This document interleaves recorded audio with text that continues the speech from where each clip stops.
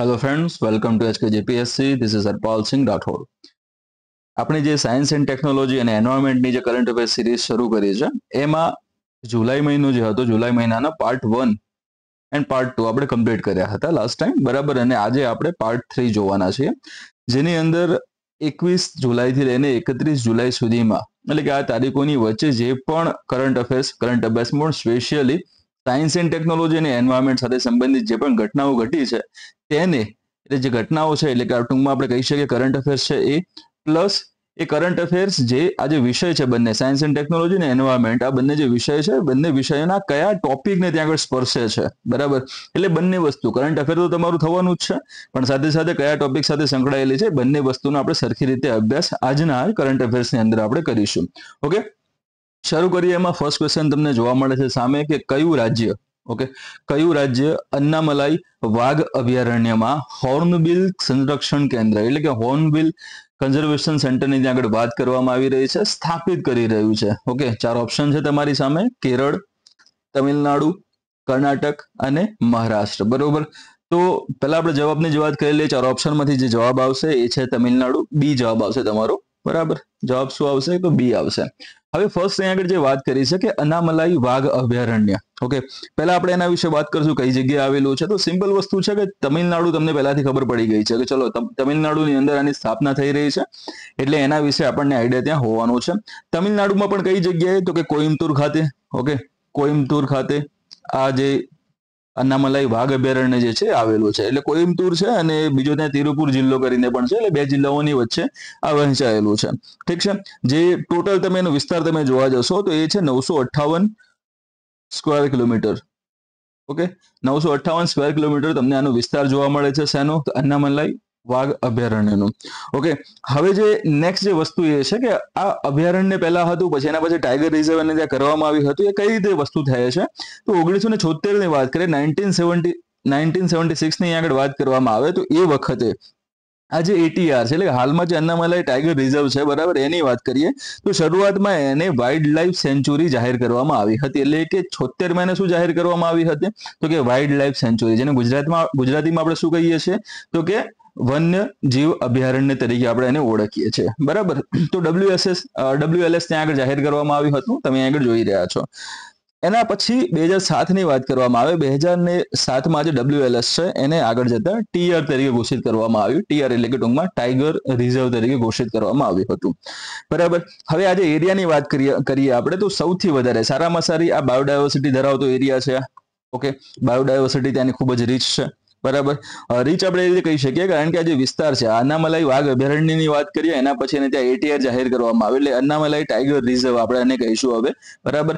બાયોડાયવર્સિટીની રીતે ખૂબ જ રીચ જોવા મળે છે, જૈવ વિવિધતાની રીતે ખૂબ જ સંપન્ન જોવા મળે છે. તો કઈ રીતે એમાં? તો ખાસ તો ત્યાં આગળ આવેલા પ્રાણીઓ, બરાબર. એના પ્રાણીઓમાં તમે જોવા જાવ તો ત્યાં તમને રોયલ બેંગલ ટાઈગર પણ તમને જોવા મળશે, બરાબર. બેંગલ ટાઈગર જોવા મળે છે. એશિયન એલિફન્ટ ત્યાં જોવા મળશે, એટલે કે એશિયન હાથી જોવા મળે છે. ઠીક છે.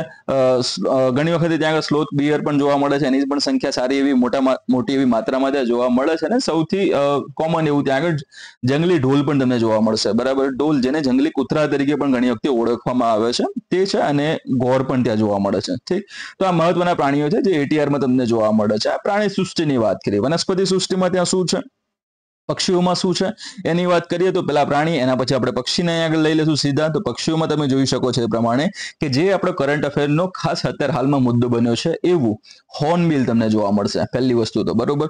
તો તમને ત્યાં આગળ જોવા મળશે ગ્રેટ ઇન્ડિયન હોર્નબિલ, GIH. અહીંયા આગળ મેં GIH કરેલું છે, બરાબર, એટલે એ ધ્યાનમાં લેજો ત્યાં આગળ. ઠીક છે. GIH એટલે કે ગ્રેટ ઇન્ડિયન હોર્નબિલ તમને ત્યાં આગળ જોવા મળે છે. પછી માલાબાર પીડ હોર્નબિલ પણ તમને ત્યાં આગળ જોવા મળશે. આ એનો જ એક પ્રકાર છે. ઠીક છે.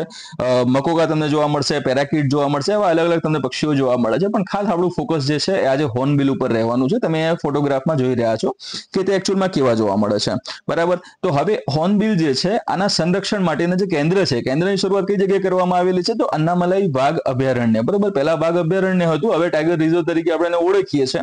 એટલે 2007 થી ટાઈગર રિઝર્વ થઈ ગયું છે, એટલે ટૂંકમાં એને આપણે ATR તરીકે હમણાં ઓળખ્યું હતું, બરોબર. તો તમે તમે એ વસ્તુ એટલે કે એટીઆર ને હમણાં ધ્યાનમાં લેજો કે આપણે એ રીતે એને ધ્યાનમાં લેવાનું છે, બરાબર. હવે જે બીજી મહત્વની વસ્તુ આવે છે એ છે હોર્નબિલ સાથેની. ઓકે, આ જે હોર્નબિલ કન્ઝર્વેશન સેન્ટરની ત્યાં આગળ શરૂઆત કરવામાં આવી છે એટીઆર ના અંતર્ગત અથવા તો એટીઆર માં. ઓકે, તો ખાસ કેમ ચાલુ કરવામાં આવ્યું તો આપણે એનો પેલા હેતુ ત્યાં આગળ જોવાનું છે. હેતુ આવે છે કે દક્ષિણ ભારતમાં જે આ હોર્નબિલ જે જોવા મળે છે એ હોર્નબિલ પક્ષીઓનું સંરક્ષણ કરવા માટે આની શરૂઆત કરવામાં આવેલી છે ખાસ કરીને, બરોબર. સંરક્ષણ કેમ કરવામાં આવે તો એના પાછળ કોઈક મહત્વ ત્યાં રહેલું હોવું જોઈએ અથવા તો ત્યાં આગળ ઝડપથી એનો નાશ થવા જઈ રહ્યો હોય તો એનું ત્યાં આગળ સંરક્ષણ કરવામાં આવે છે. આ કોમન વસ્તુ આપણે જાણતા હોઈએ છીએ. ઓકે, હવે આ જે વિસ્તારની વાત કરવામાં આવે તો એ જગ્યાએ ટોટલ આપણને 4 પ્રકારના હોર્નબિલ જોવા મળે છે, બરાબર. એક છે એ છે ગ્રેટ ઇન્ડિયન હોર્નબિલ તરીકે ઓળખવામાં આવે છે. સેકન્ડ છે માલાબાર ગ્રે હોર્નબિલ તરીકે ઓળખવામાં આવે છે. થર્ડ છે એને માલાબાર પીડ હોર્નબિલ તરીકે ઓળખવામાં આવે છે અને ફોર્થ છે એને ઇન્ડિયન ગ્રે હોર્નબિલ તરીકે ઓળખવામાં આવે છે. 4 એવા ત્યાં પ્રકાર જોવા મળે છે, બરાબર. તમે 4 નામ યાદ ના રાખી શકો તો વાંધો નહીં, 4 ત્યાં આગળ આંકડો યાદ રાખજો, 4 ખાસ તમને ત્યાં જોવા મળે છે, બરાબર. હવે મુખ્ય કાર્ય આનું શું છે, બરાબર. મુખ્ય કાર્ય આજે શું છે આનું કે સંરક્ષણ માટે જે સેન્ટર શરૂ તમે કરો છો એનું કાર્ય શું કરશે તો જે આ હોર્નબિલ જે છે આપણે જોડે આ એચબી તરીકે હું શોર્ટમાં લખું છું, અને હોર્નબિલ છે એના માટેના જે માળા હોય છે માળાઓનું સંરક્ષણ કરવું, બરાબર. જેથી કરીને જે શિકારી પક્ષીઓ હોય છે, શિકારી પક્ષીઓ આ માળામાં રાખેલા જે બચ્ચા અથવા તો ઈંડા જે છે એને ટૂંકમાં ખાઈ ન જાય, એને નુકસાન ન પહોંચાડે, બરોબર. આ એક વાત કરી શિકારી પક્ષીઓથી. બીજી એમાં ઘણા બધા પર્યાવરણીય કારણો પણ હોઈ શકે છે, તો એના કારણોસર પણ માળાઓને નુકસાન ન થાય, માળાઓનું જતન ત્યાં કરવાની વાત છે. કોના દ્વારા કરવામાં આવશે તો HCC દ્વારા કરવામાં એને આવશે, બરાબર. તો એક વસ્તુ એ પણ થઈ કે કુદરતી રીતે શિકારની પણ આપણે વાત કરી લીધી. એના પછી ત્રીજી મહત્વની વસ્તુ આ HCC શું કરશે તો આજુબાજુમાં જે વિસ્તાર આવેલા છે, વિસ્તારમાં રહેલા જે લોકો છે, બરાબર, તો લોકોની અંદર આ જે પક્ષીઓ છે પક્ષીઓની મહત્વતા ત્યાં સમજાવ્યા બાદ એમના વિશે ત્યાં આગળ જાગૃતિ લાવવાનો પ્રયત્ન કરવામાં આવશે, બરાબર. હવે પક્ષીઓના મહત્વની વાત કરી હતી, કેમ આ આટલું બધું ઇમ્પોર્ટન્ટ છે, આને કેમ આટલું બધું ઇમ્પોર્ટન્સ આપવામાં આવે છે. એનું કારણ એ છે કે જે હોર્નબિલ છે એને ફાર્મર ઓફ ધ ફોરેસ્ટ કહેવામાં આવે છે. શું? ફાર્મર ઓફ ધ ફોરેસ્ટ તરીકે એને ઓળખવામાં આવે છે. ઓકે, જંગલના ખેડૂત તરીકે એને ઓળખવામાં આવશે. જંગલના ખેડૂત કેમ કીધા? સિમ્પલી આપણને ખબર છે ખેડૂત શું કામ કરે છે, કૃષિનું કામ કરે છે, ખેતીનું કામ કરે છે, દાણા જમીનમાં નાખશે અને પાક લેશે અને પાકનું પછી એ પોતાની રીતે એનું વ્યવસ્થાપન કરવાનું કાર્ય કરે છે. સેમ અહીંયા શું જોવા મળે છે તો આ જે હોર્નબિલ જે છે એ હોર્નબિલ જંગલમાં એટલે કે જે પણ ખોરાક ત્યાં આગળ ગ્રહણ કરે છે તે એના પછી ત્યાં આગળ ઉત્સર્જન મારફતે અને બીજી બધી રીતે પણ એ જે બીજ જે છે એ બીજને સમગ્ર જંગલમાં એનો પ્રસાર કરે છે, સમગ્ર જંગલમાં એને ફેલાવવાનું કાર્ય કરે છે. ઓકે, સમગ્ર જંગલમાં જે વનસ્પતિના બીજ છે એનું શું કરે છે એ ફેલાવું કરવાનું કાર્ય કરે છે. અને આ જ કારણોસર જે અલગ અલગ જગ્યાએ અલગ અલગ જમીન ઉપર આ બીજ પડવાના કારણોસર ત્યાં નવી વનસ્પતિ ઉગે છે, નવા ત્યાં જંગલ, નવા વનસ્પતિ, નવા ટ્રીઝ ત્યાં આગળ ઉગતા જોવા મળે છે, જે આગળ જતા શું કરશે તો કે ફોરેસ્ટ કવરમાં ત્યાં આગળ એ વધારો કરતું આપણને જોવા મળશે. એટલા માટે એની ઇમ્પોર્ટન્સ આપણને ખૂબ વધુ એવું જોવા મળે છે. બીજી વસ્તુ શું છે કે અહીંયા વાત કરી હતી તમને એ પ્રમાણે કે ગ્રેટ ઇન્ડિયન હોર્નબિલ જે આપણે કીધા હતા હમણાં થોડી વાર પહેલા જ, ઓકે, તો એ આયુસીએન, હવે ઇન્ડિયામાં એને આયુસીએન કેટેગરી પ્રમાણે તમે એને જોવા જાવ તો આયુસીએન જે કેટેગરી છે એની અંદર આ NT માં છે એટલે કે નિયર થ્રેટન્ડ છે, બરોબર. નિયર થ્રેટન્ડ કેટેગરીમાં એને ત્યાં સમાવેશ કરવામાં આવેલો છે. અને હવે આવનારા સમયમાં જે ATR ની વાત કરી હતી, અન્નામલાઈ ટાઈગર રિઝર્વની જે વાત કરી તમને અહીંયા આગળ, ઓકે, તો ATR માં હવે આવનારા સમયમાં હોર્નબિલ ફેસ્ટિવલ પણ ત્યાં ઉજવવાની વાત કરવામાં આવી છે. ઓકે, અને ખાસ વસ્તુ શું છે તો આ આજીવન, આ એક જ જીવન સાથી સાથે આજીવન એટલે કે ટૂંકમાં પોતાનું જે જીવન છે એ જીવન ફક્ત અને ફક્ત એક જ જીવન સાથી સાથે વિતાવે છે, બરોબર. તો આ રીતે આપણે ખાસિયત એને કહી શકીએ કે એક જ જીવન સાથી સાથે આખી જિંદગી એ રહે છે, બરાબર. બીજી મહત્વની વસ્તુ એ આવે છે કે માદા જે છે એટલે કે હોર્નબિલમાં જે માદા જોવા મળે છે, બરાબર, એ માદા શું કરશે? માદા એ ઈંડા મૂકે છે, બરોબર. ઈંડા માળામાં મૂક્યા બાદ ત્યાં આગળ આડાશ કરતી એવી નાની એવી ત્યાં દિવાલ જેવી રચના ત્યાં બનાવી દે છે. ઓકે, એટલે માદા ત્યાં આગળ અંદર રહેવાની છે, ઈંડા બનાવ્યા બાદ એને ત્યાં કવર કરી નાખવામાં આવશે, બરાબર. એના પછી જે ખોરાક લાવવાનું જે કામ જે છે એ ખોરાક લાવવાનું કામ ખાસ કરીને નર દ્વારા કરવામાં આવે છે, બરોબર. નર શું કરશે? ખોરાક લઈ આવશે, માદા શું કરશે? ઈંડાનું સેવન કરવાનું કાર્ય કરશે, બરાબર. તો એ રીતે પણ ત્યાં આગળ આ ખૂબ જ મહત્વનું એનું ત્યાં આગળ ભાગ આપણને જોવા મળે છે અને એ જ કારણસર એનું સંરક્ષણ માટેના પ્રયત્નો સરકાર દ્વારા કરવામાં આવેલા છે. ઓકે, સેમ તમે અહીંયા આગળ જોઈ શકો છો કોઈમ્બતુરના અનામલાઈ વાઘ અભયારણ્ય હોર્નબિલ, હમણાં તમને વાત કરી એ પ્રમાણે શું કરવા માટે આનું રાખ્યું છે તો કે પશ્ચિમ ઘાટમાં જે હોર્નબિલની પ્રજાતિઓ જે જોવા મળે છે એના રક્ષણ સાથે સંકળાયેલી આ વાત છે, એટલા માટે એને ત્યાં જરૂરી છે કે ધ્યાનમાં લેવામાં આવે. અલગ અલગ જે 4 પ્રકારની વાત કરી, 4 પ્રકાર અહીંયા લખેલા પણ છે. ગ્રેટ હોર્નબિલ છે, મલાબાર ગ્રેટ હોર્નબિલ છે, મલાબાર પાઇડ અથવા તો પીડ પણ ઘણી વખતે એને કહેવામાં આવે છે, મલાબાર પીડ હોર્નબિલ, અને છેલ્લે છે ઇન્ડિયન ગ્રે હોર્નબિલની ત્યાં વાત કરવામાં આવી છે. 4 પ્રકાર આપણને ખાસ અહીંયા જોવા મળે છે જેનું સંરક્ષણ અથવા રક્ષણ કરવાનું છે. કેટલા ફંડમાં કેટલા પૈસાને ફાળવ્યા છે તો 1 કરોડ રૂપિયા ફાળવ્યા છે, જે એમના વૈજ્ઞાનિક એની પાછળ થતું વૈજ્ઞાનિક સંશોધન છે, ઇકોલોજીકલ પુનઃસ્થાપન અને સમુદાયના આંતરસંબંધો પર ધ્યાન કેન્દ્રિત કરવામાં એ પછી વપરાશે. બરાબર. કાર્ય કયું કરશે તો માળાઓનું નિરીક્ષણ રાખવામાં આવશે, મૂળ વૃક્ષો સાથે રહેઠાણ પુનઃસ્થાપન અને માળો દત્તક કાર્યક્રમ. એટલે હમણાં તમને વાત કરી એ પ્રમાણે કે ખાસ તો શું સાચવવાનું છે અને માળા સાચવવાના છે. માળા સચવાશે તો વધારે પ્રમાણમાં એની ત્યાં પ્રજાતિ વધારે સંખ્યામાં ત્યાં અસ્તિત્વમાં આવશે અને બચી જશે, સંરક્ષણ એને પૂરેપૂરું મળી રહેશે તો એ સરખી એવી સંખ્યામાં પણ વધારો એનો થશે. બરાબર. નેક્સ્ટ એના પછી આપણો જે ક્વેશ્ચન છે એ છે ભારતીય સેનાને કયા દેશ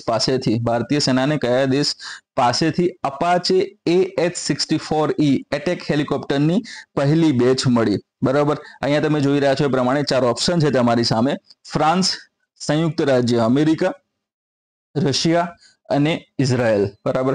બાજુમાં ઓલરેડી તમે જોઈ રહ્યા છો એ પ્રમાણે કે આ રીતના તમને હેલિકોપ્ટર્સ જોવા મળે છે. ક્વેશ્ચન ફરી એકવાર જોઈ લેજો કે ભારતીય સેનાને કયા દેશ પાસેથી, અહીંયા સ્પષ્ટ વાત શું કરી છે કે ભારતીય સેના, ધેટ મીન્સ આર્મીની વાત અહીંયા આગળ થઈ રહી છે. ઓકે, અહીંયા એરફોર્સ નથી લખેલો, ભારતીય સેનાની વાત કરી છે, આર્મીની વાત કરવામાં આવેલી છે.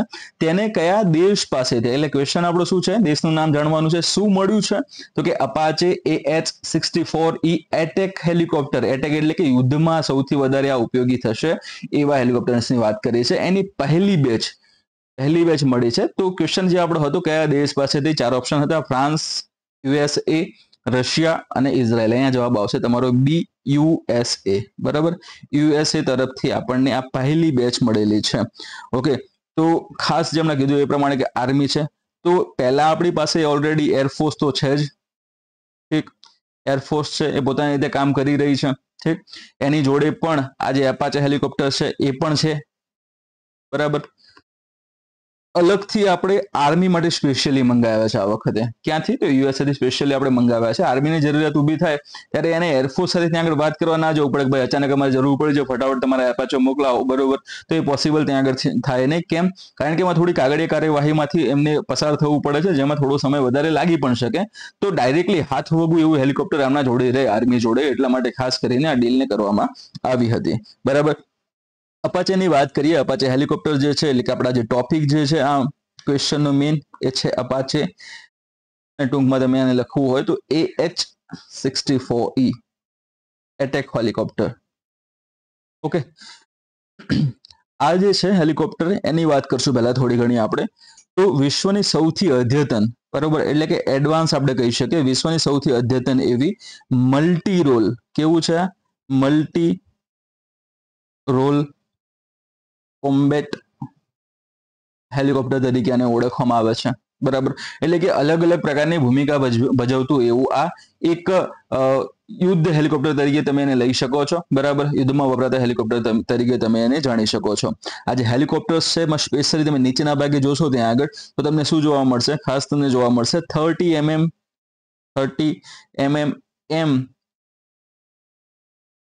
M230 ચેઇન ગન તમને જોવા મળે છે. શું? ચેઇન ગન જોવા મળે. એટલે પહેલી વસ્તુ ચેઇન ગન ત્યાં આગળ આવશે. બીજી વસ્તુ તમને જોવા મળે છે એ છે હેલ ફાયર મિસાઇલ તમને જોવા મળશે. શેના ઉપર? તો કે અપાચેના ઉપર. એના પછી હાઇડ્રા રોકેટ્સ છે. હાઇડ્રા નામના જે રોકેટ્સ છે એ પણ તમે આના ઉપર લગાવીને એને યુઝ ત્યાં કરી શકો છો. હવે એકચ્યુઅલમાં તમે જોવા જશો ને તો આ એરફોર્સનું તમને બતાવેલું છે કે એરફોર્સનું આ જે અપાચે જે છે તમને કંઈક આવું જોવા મળે છે. અને જે આર્મી જે છે આપણી, બરાબર, આર્મી જો અહીંયા લખેલું પણ છે આર્મી માટેના હેલિકોપ્ટર્સ તમને આવા જોવા મળશે. છે તો બંને એક જ. ઓકે, બંનેને બનાવનાર કંપની પણ એક જ છે, પરંતુ કલર એમના અલગ અલગ કરેલા છે. જેમ કે એરફોર્સ માટે વધારે આ કલર યુઝ થાય છે એટલા માટે એરફોર્સને આ કલરના અપાચે ત્યાં બનાવી આપ્યા છે, અને આર્મી માટે આ કલર યુઝ થાય છે એટલા માટે આર્મીના આ આર્મી માટે આવા હેલિકોપ્ટર્સ બનાવી આપેલા છે, બરાબર. એન્ડ જે ફર્સ્ટ બેચ મળી છે તમે જોઈ શકો છો કે સ્પેશિયલી જે એરોપ્લેન છે એ ત્યાં આગળ આવ્યું છે અને આ હેલિકોપ્ટર્સને લઈને આવેલું છે, જેમાં નીચે ત્યાં આગળ ઉતારવામાં આવે છે અને પછી ત્યારબાદ એને ભારતીય સેનાની અંદર સમાવેશ કરવામાં આવશે. ઓકે, તો આ હેલફાયર મિસાઇલની વાત કરી, હાઇડ્રા રોકેટ્સની વાત કરી. એની સિવાય પણ તમે જોવા જાઓ તો આની પાસે night vision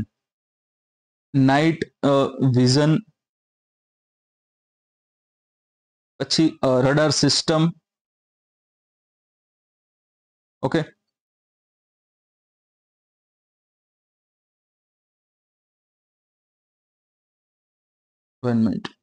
radar system, night vision system એની અંદર લગાવેલી છે. રડાર સિસ્ટમ પણ તે સરખી રીતે કામ કરે છે. નાઇટ વિઝન એટલે કે શું કે અડધી રાત્રે પણ, એટલે કે રાત્રિના સમયમાં પણ એ નીચે જે વિસ્તાર આવેલો હશે એ વિસ્તારને જોઈ શકવા માટે સક્ષમ છે અને પ્રિસાઇઝલી અટેક કરવાનું હશે તો એ અટેક કરી શકવા માટે પણ એ સક્ષમ છે, બરાબર. રડાર સિસ્ટમની વાત કરવામાં આવે તો એના ઉપર કોઈ પણ ત્યાં હુમલો થઈ રહ્યો છે એ પણ ત્યાં આગળ રડારમાં ચેક કરી શકે છે, અથવા તો એની આસપાસ કોઈ એવી જે હવાઈ કોઈ ખતરો અથવા તો હવાઈ કોઈ પણ ત્યાં આગળ ઓબ્જેક્ટ એની સામે આવી રહ્યો છે તો એ પણ એ ત્યાં આગળ સરખી રીતે જોઈ શકશે અને એ સામે એના તે સ્ટેપ એ લઈ શકે છે, બરાબર. આનાથી ફાયદો શું થશે, તમે શું શું કરી શકશો, તો એમાં સ્પષ્ટ વસ્તુ આવે છે કે દુશ્મન દેશનું કોઈ પણ ટેન્ક હશે એ ટેન્કને ઉડાવી શકવા માટે સક્ષમ હશે. કેમ? કારણ કે આની અંદર હેલફાયર મિસાઇલ લાગેલી છે, હાઇડ્રા રોકેટ્સ લાગેલા છે એના ઉપયોગથી, બરાબર. બંકર્સ છે, અહીંયા હું તમને લખતું જતો પહેલા એ પ્રમાણે કે બંકર્સ જોવા મળે છે, એને બંકરને પણ ઉડાડવા માટે એ સક્ષમ છે, બરાબર. પછી બંકર સિવાય પણ તમે જોવા જાઓ તો દુશ્મન દેશ જે છે, દુશ્મન દેશની નીચે એટલે કે નીચેની જે ભોય તળિયા ઉપર જે રડાર સિસ્ટમ લાગેલી હશે એ રડારને પણ તોડી પાડવા માટે એ સક્ષમ છે. આ સિવાય તમે જોવા જાઓ તો બીજા વિવિધ હવાઈ હુમલાઓ થાય એટલે કે જેમ કે ડ્રોન્સની વાત કરવામાં આવે, હેલિકોપ્ટર્સની વાત કરવામાં આવે અથવા તો બીજા કોઈ પણ સ્વરૂપે હવાઈ હુમલા થઈ રહ્યા છે તો એને આકાશમાં તોડી પાડવા માટે એ સક્ષમ છે, તો એ માટે એને ખાસ ઉપયોગમાં લેવામાં આવશે, બરાબર. એટલે એરફોર્સની વાત આપણે કરી હતી. અપાચે એરફોર્સ જોડે ઓલરેડી 22 જેટલા અપાચે હેલિકોપ્ટર્સ એના જોડે છે જ, અને સ્પેશિયલી હાલમાં જોવા જઈએ તો આર્મી માટે જે મંગાવેલા છે 6 જેટલા હેલિકોપ્ટર્સ એ હવે એની ફર્સ્ટ બેચ આપણને મળી છે. ઓકે, તો ફર્સ્ટ બેચ આપણે એની રિસીવ કરી ચૂક્યા છે એટલા માટે એ ન્યૂઝમાં છે, બરાબર. હવે આટલી એવી સારી એવી ક્ષમતા છે એટલા માટે એને કઈ જગ્યાએ ઉપયોગ કરવામાં આવે તો સિમ્પલ વસ્તુ છે, પાકિસ્તાન સાથે આપણે નોર્મલી દરેક વખતે ચમકલા થતા હોય છે, બરાબર. તો એની સામે યુદ્ધ માટે ઉપયોગમાં લેવું હોય તો ડાયરેક્ટલી જે આર્મી ત્યાં આગળ ડિપ્લોય કરેલું છે આર્મી ડાયરેક્ટલી એને યુઝ કરી શકે છે. એલએસસી અને એલઓસી આપણે બંને ત્યાં લઈ શકીએ. એલઓસી જે છે, એલઓસી છે પાકિસ્તાન સાથે આપણે શેર કરીએ છીએ, એલએસસી છે આપણે ચાઇના સાથે શેર કરીએ છીએ.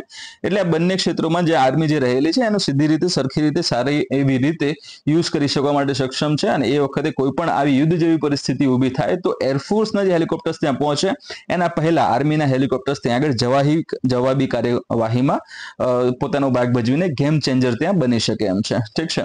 નેક્સ્ટ ના વિશે ડીપમાં આપણે જોઈ લઈએ તો યુનાઇટેડ સ્ટેટ્સ પાસેથી લીધું છે, બરાબર. આ બધી વસ્તુ ઓલરેડી વાત કરી. સ્ટિંગર મિસાઇલ્સ ત્યાં આગળ જોવા મળશે, હેલફાયર અને સ્ટિંગર બંને મિસાઇલ આની ઉપર લગાવેલી હશે. આધુનિક એવિયોનિક્સ છે ત્યાં આગળ ભૂપ્રદેશોમાં ટકી રહેવા સહિત અત્યાધુનિક લડાઈ ક્ષમતાઓ પ્રદાન કરે છે. ઓલમોસ્ટ આ બધી વસ્તુ આપણે હમણાં વાત કરી દીધી છે, ઠીક છે. નેક્સ્ટ જોઈએ તો ભારત અમેરિકા અવકાશ સહયોગ હેઠળ વિકસાવવામાં આવેલ ઉપગ્રહ નિસારનું પૂરું નામ શું છે, બરાબર. અહીંયા જે વાત કરી છે સ્પેશિયલી નિસાર ઉપગ્રહ, ઓકે, એના પૂરા નામ સાથે આ ક્વેશ્ચન નીકળે છે, બરાબર. હવે જરૂરી નથી કે ડાયરેક્ટલી એમ જ પ્રશ્ન પૂછે કે નિસારનું પૂરું નામ શું છે. નિસારની અહીંયા આગળ વાત કરશું એટલે આપણે પૂરેપૂરી બધી વાત કરી નાખશું, જેથી કરીને એ જે પણ વસ્તુ હું તમને અહીંયા જણાવીશ એમાંથી કોઈ ના કોઈ ક્વેશ્ચન ત્યાં આરામથી નીકળી જશે ને જે તમારા માટે હેલ્પફુલ ત્યાં સાબિત થશે, બરાબર. તો સ્પષ્ટ વાત કરી છે એ પ્રમાણે કે આ જે ઉપગ્રહ એટલે કે નિસાર મિશનની જે આપણે વાત કરીએ તો બંને આ જે મિશન છે કયા કયા દેશ વચ્ચે હતું તો 2 દેશ જોવા મળે છે, ભારત અને અમેરિકા બંનેનું આ સહયોગ હેઠળ વિકસાવવામાં આવેલા ઉપગ્રહ છે, બરોબર. કેટલાય સમયથી એના લોન્ચિંગની વાત થઈ રહી હતી પરંતુ વિવિધ કારણોસર એનું લોન્ચિંગ જે હતું ટાળવામાં આવતું હતું અથવા તો એનું જે લોન્ચ હતું એને ટાળવામાં આવતું હતું, બરાબર. એના પૂરા નામની વાત કરી છે, 4 ઓપ્શન છે તમારી પાસે. એ છે નેશનલ ઇન્ટરસ્પેસ એરોસ્પેસ રડાર, બી છે અદ્યતન સંશોધન માટે નવો આંતરરાષ્ટ્રીય ઉપગ્રહ, સી છે NASA ISRO synthetic aperture radar, D છે એરિયલ રિકોનિસન્સ માટે નેવિગેશન અને ઇમેજિંગ સેટેલાઇટ, બરોબર. સિમ્પલ પ્રશ્ન છે, સિમ્પલ એનો જવાબ તમને જોવા મળે છે, એ છે C NASA ISRO synthetic aperture radar તરીકે એને ઓળખવામાં આવે છે, બરાબર. તો હમણાં વાત કરીએ એ પ્રમાણે કે ભારત અને અમેરિકા બંનેનું આ સંયુક્ત મિશન આપણને જોવા મળે છે, બરાબર. જીએસએલવી માર્ક 2 દ્વારા એનું પ્રક્ષેપણ કરવામાં આવ્યું છે. કઈ જગ્યાએથી? શ્રીહરિકોટા ખાતેથી એનું પ્રક્ષેપણ કરવામાં આવ્યું હતું, બરોબર. કામ શું કરશે? તો આ જે ઉપગ્રહ છે પૃથ્વીની સપાટી પર થતા જે ફેરફારો જે છે, બરાબર, પૃથ્વીની સપાટી પર જે ફેરફારો થાય છે એ ફેરફારો જે છે એનું હાઈ રેઝોલ્યુશનમાં HR, આપણે HD તરીકે ઓળખ્યું હતું, પણ હવે અહીંયા તમને HR જોવા મળે છે, હાઈ રેઝોલ્યુશનની વાત કરવામાં આવે છે.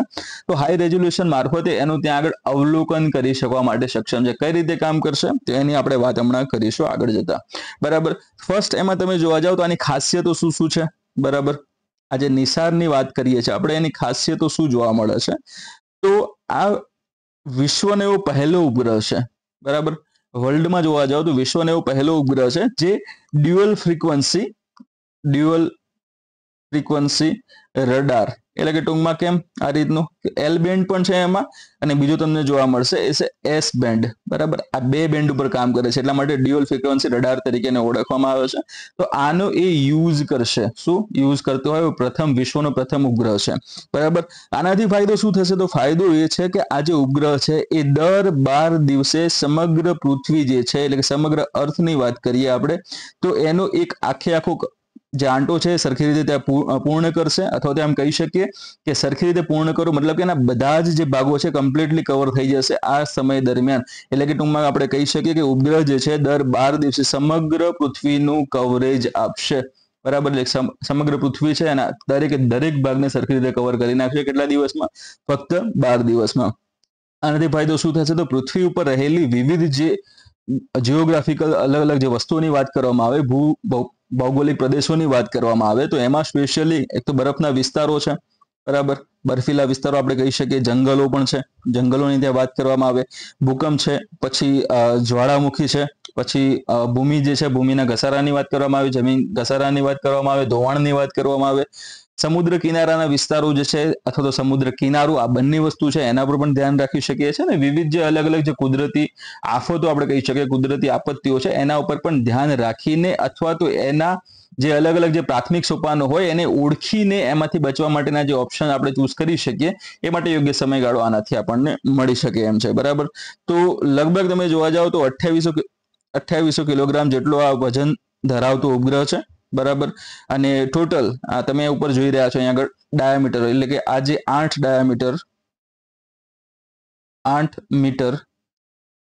મીટરનું એ વ્યાસ ધરાવતું રડાર એન્ટેના ધરાવે છે, ઠીક છે.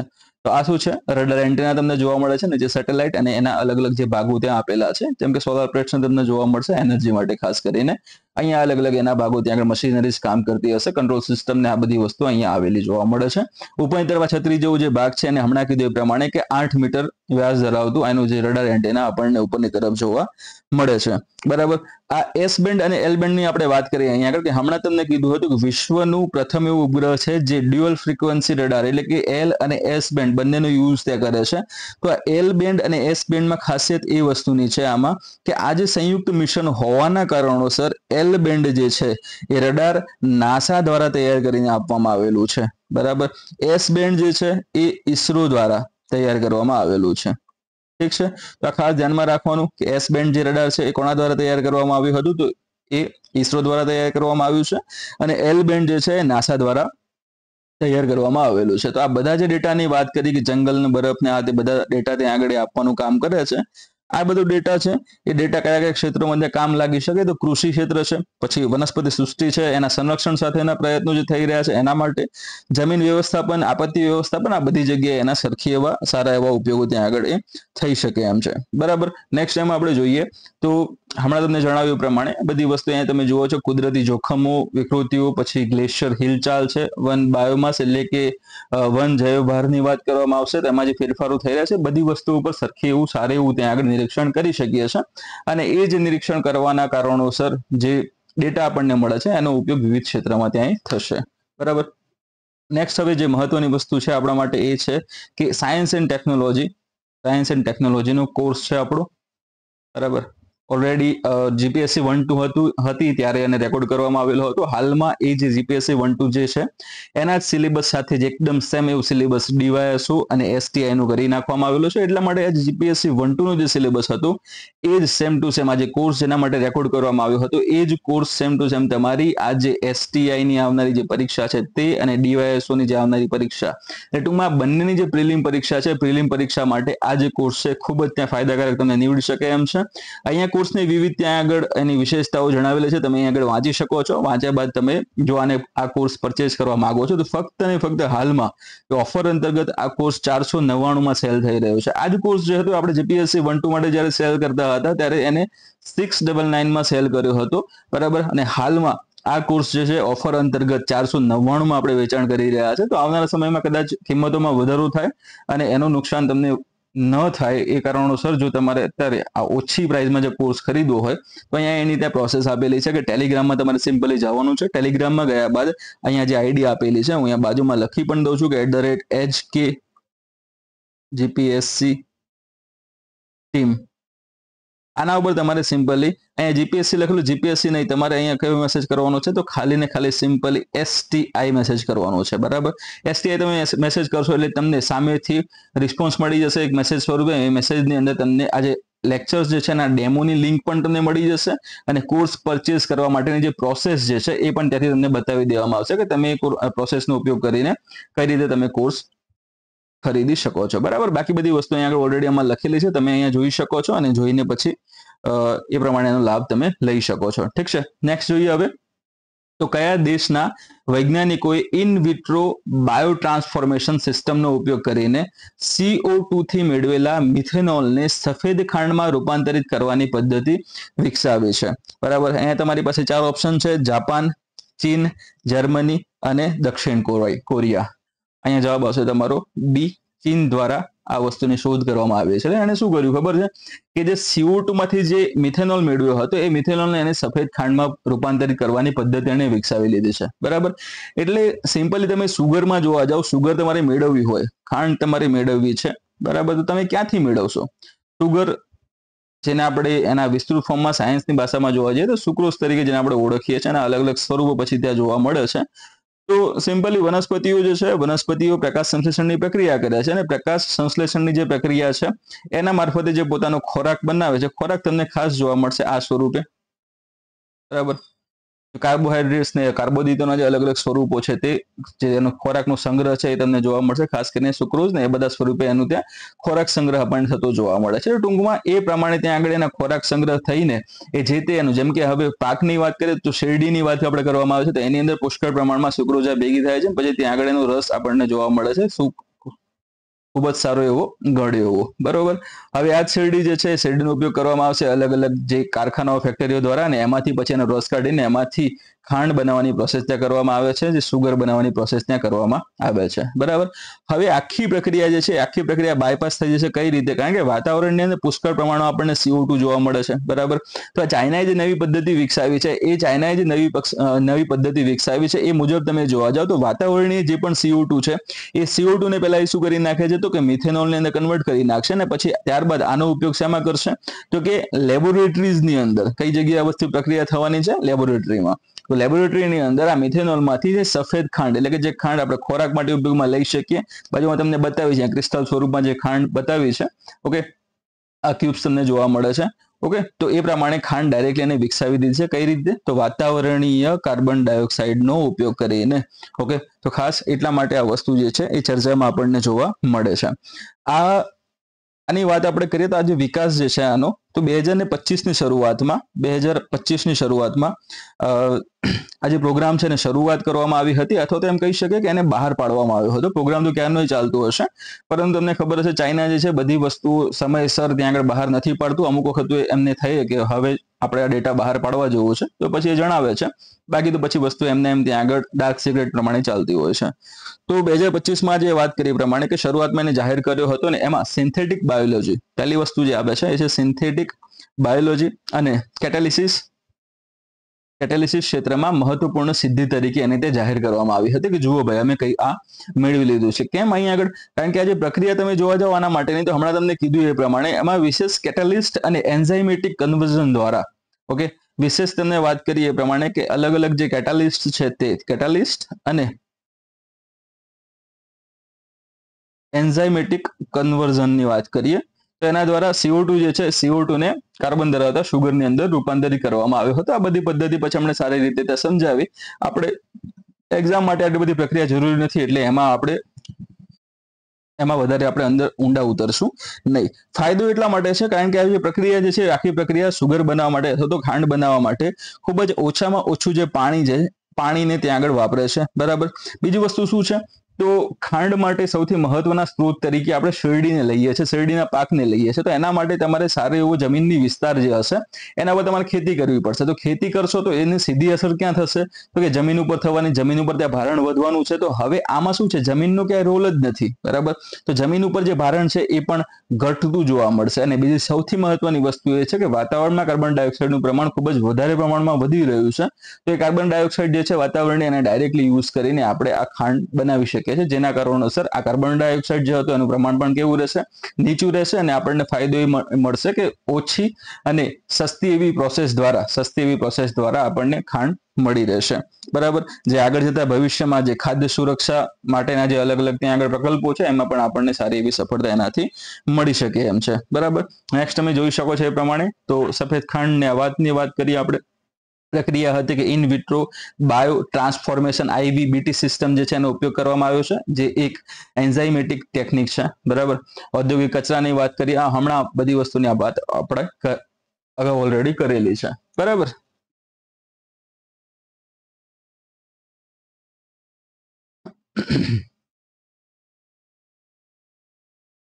નેક્સ્ટ ક્વેશ્ચન જે છે આપણો એ છે DRDO દ્વારા તાજેતરમાં પરીક્ષણ કરાયેલ વિસ્તૃત અંતરની ડ્રોનથી છોડવામાં આવતી અથવા તો આવેલી મિસાઇલનું નામ શું છે, બરાબર.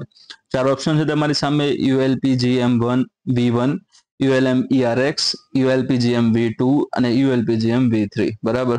અહીંયા જે તમારો જવાબ છે એ છે A, ULPGM-V1. ઓકે, આ જે ULPGM-V1 છે એનું પૂરું નામ તમે જોવા જાઓ તો એ છે unmanned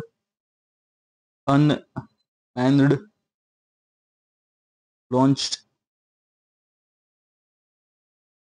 precision guided missile version 1. Okay, એનું શોર્ટમાં શું કહેવામાં આવે છે એને કે ULPGM-V1 તરીકે ઓળખવામાં આવશે, બરાબર. તો આનું જે છે એટલે કે આ જે મિસાઇલની જે આપણે વાત કરીએ એનું હમણાં થોડા સમય પહેલા DRDO દ્વારા એનું ટેસ્ટિંગ કરવામાં આવ્યું હતું, જે ટેસ્ટિંગ સફળ પણ ત્યાં રહ્યું હતું, બરોબર. આ જે મિસાઇલ છે એ મિસાઇલ ખાસ કરીને ડ્રોન પરથી લોન્ચ કરવા માટે ડિઝાઇન કરવામાં આવી છે, જેથી યુદ્ધની પરિસ્થિતિ દરમિયાન અથવા તો જે લડાઈ દરમિયાન સચોટ પ્રહાર જે કરવાના હોય છે તો એ આનાથી શક્ય બનશે, બરોબર. એટલે ટૂંકમાં આપણે કહી શકીએ કે પ્રિસિઝન સ્ટ્રાઇક કરવા માટે જે ડ્રોન્સનો ઉપયોગ થાય છે, તો આ ડ્રોન્સનો ઉપયોગ કરતી વખતે આ મિસાઇલનો પણ ત્યાં આગળ ઉપયોગ કરવામાં આવે તો એનાથી બેસ્ટમાં બેસ્ટ એવી પ્રિસિઝન સ્ટ્રાઇક ત્યાં કરી શકવા માટે હવે ભારત પણ સક્ષમ રહેશે. તો DRDO દ્વારા એનું ત્યાં પરીક્ષણ કરવામાં આવ્યું હતું, બરોબર. હાલમાં તમે જોવા જાવ તો આનું મુખ્ય લક્ષ્ય હાલમાં કયું છે એની આપણે વાત કરીએ તો હાલમાં આનું જે મુખ્ય લક્ષ્ય છે એ છે anti tank operations. Okay, anti tank operation અને હાઈ વેલ્યુ ટાર્ગેટ્સ, બરાબર. હાઈ વેલ્યુ ટાર્ગેટ્સની આપણે વાત કરીએ એટલે હાલમાં આ જે મિસાઇલ જે છે એ સેના ઉપર ત્યાં ધ્યાન કેન્દ્રિત કરી રહી છે પોતાનું, અથવા તો પોતાની શક્તિઓનો ઉપયોગ કઈ જગ્યાએ કરશે તો એન્ટી ટેન્ક એટલે કે ટેન્કને તોડી પાડવા માટે, બરાબર. પહેલી વસ્તુ એક આવશે. બીજી વસ્તુ છે હાઈ વેલ્યુ ટાર્ગેટ્સની વાત કરવામાં આવશે, જેમ કે જે દુશ્મન દેશ છે એના દ્વારા એના કોઈ પણ કમાન્ડ સેન્ટર ત્યાં નીચે આવેલા હોય તો કમાન્ડ સેન્ટર જે છે એને ત્યાં ધ્વસ્ત કરવા માટે, અથવા તો એના જે દારૂગોળા જે જગ્યાએ રાખેલા હશે, એમ્યુનિશન જે જગ્યાએ રાખેલા હશે એને તોડી પાડવા માટે, એને નિષ્ક્રિય કરવા માટે આ ડ્રોન્સનો ત્યાં આગળ ઉપયોગ ત્યાં થઈ શકે એમ છે, બરોબર.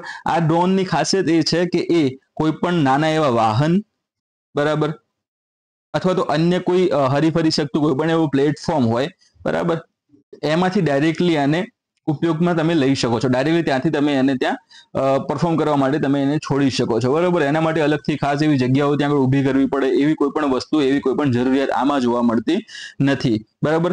મિસાઇલ જે છે એ મિસાઇલની અંદર લેઝર ગાઈડન્સ, પહેલી વસ્તુ આમાં જે નવી એડ થઈ છે વસ્તુ કઈ છે, LG એટલે કે લેઝર ગાઈડન્સ, અને જે એડવાન્સ સેન્સર ટેકનોલોજી એટલે કે ACT ની વાત કરીએ, AST ની વાત કરીએ, તો એનો આની અંદર ઉપયોગ કરવામાં આવેલો છે, એને આમાં એડ કરવામાં આવી છે, જેથી કરીને કોઈ એવું લક્ષ્ય જે છે એ લક્ષ્ય, જેમ કે કોઈ પણ હવે આનું લક્ષ્ય બનાવવાની વસ્તુ કેવી હોય, નીચે જતી કોઈ પણ ટેન્ક છે, બરાબર, તો ટેન્ક ત્યાં ચાલી રહી હોય, એટલે હાલમાં XYZ મિનિટે આ ટેન્ક અહીંયા આગળ છે, પછી XYZ મિનિટે પછી આ ટેન્ક અહીંયા પહોંચી, તો પછી એને અહીંયાથી અટેક કરી નાખ્યું હોય તો મિસાઇલ અહીંયા જેમ પડે, બરોબર, તો પછી ટેન્ક તો એ જગ્યાએથી આગળ નીકળી ગઈ છે, તો પછી હવે તો કોઈ કામ છે નહીં ત્યાં આગળ પડ્યા પછી એનો. એટલા માટે અહીંયા જે હાલતા ચાલતા કોઈ પણ ઓબ્જેક્ટ હોય, એટલે કે હરતા ફરતા જે ઓબ્જેક્ટ હોય છે, એ ઓબ્જેક્ટને નિશાન બનાવીને તોડી પાડવા માટે આ જે લેઝર ગાઈડન્સ અને અદ્યતન સેન્સર ટેકનોલોજી છે એનો ઉપયોગ કરવામાં આવેલો છે, જેથી કરીને કોઈ પણ આવો ટાર્ગેટ હોય હરતું ફરતું તો એને આસાનીથી પ્રહાર કરીને એને ધ્વસ્ત કરી શકાય એમ છે. આ જે સિસ્ટમની વાત કરીએ તો આ સિસ્ટમ જે છે એ આપણી આત્મનિર્ભર ભારત પહેલને વધારે એવી મજબૂત બનાવે છે, અને લડાઈમાં જે ડ્રોન વોરફેરની જે ક્ષમતા છે એ ક્ષમતામાં પણ શું કરે છે, વધારો કરતી જોવા મળે છે, બરાબર. એટલે ટૂંકમાં આપણે કહી શકીએ કે DRDO દ્વારા વિકસાવવામાં આવેલી આ કેવી મિસાઇલ છે, તો કે સ્વદેશી મિસાઇલ છે, એટલે આત્મનિર્ભર ભારત પણ આપણું ત્યાં આગળ આવી ગયું, મેક ઇન ઇન્ડિયા વાળું પણ વસ્તુ આની અંદર આવી જશે, બરાબર. અને આ જે ભારતીય સેના છે, ભારતીય સેનાના ભવિષ્યના જે નેટવર્ક સેન્ટ્રિક વોરફેર જે હશે, બરાબર, નેટવર્ક સેન્ટ્રિક વોરફેરની જે વાત કરવામાં આવે તો એમાં પણ મહત્વપૂર્ણ હથિયાર આ સાબિત થશે, બરાબર. આના વિશે એક્સ્ટ્રા જે વસ્તુ આપેલી છે એ તમે અહીંયા આગળ જોઈ શકો છો, તમારે ઓલરેડી વાંચવા માટે જ ખાસ કરીને આ સ્લાઇડ અહીંયા આગળ મારા દ્વારા રાખવામાં આવેલી છે. કઈ જગ્યાએ કરવામાં આવ્યું હતું એનું ટેસ્ટિંગ એની આપણે વાત કરી લઈએ તો આંધ્રપ્રદેશના કુર્નૂલમાં, કઈ જગ્યાએ, આંધ્રપ્રદેશના કુર્નૂલમાં નેશનલ ઓપન એરિયા રેન્જમાં સફળતાપૂર્વક આનું પરીક્ષણ કરવામાં આવ્યું હતું. શેનું, તો કે ULPGM-3 V3,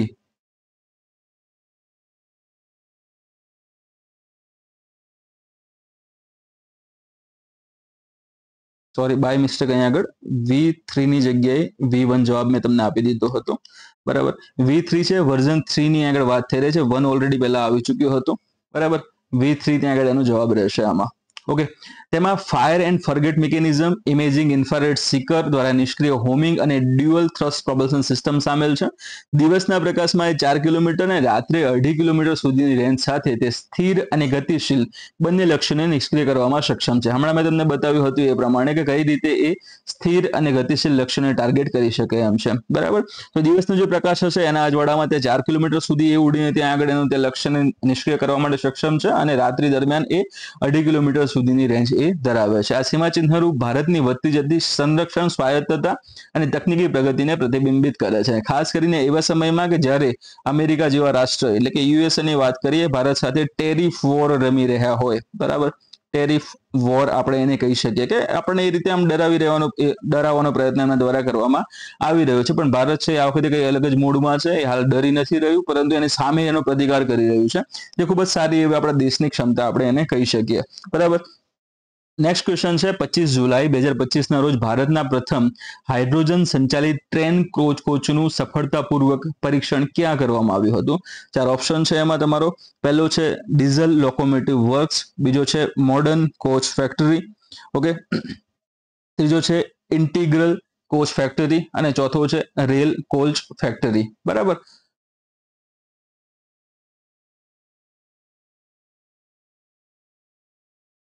okay,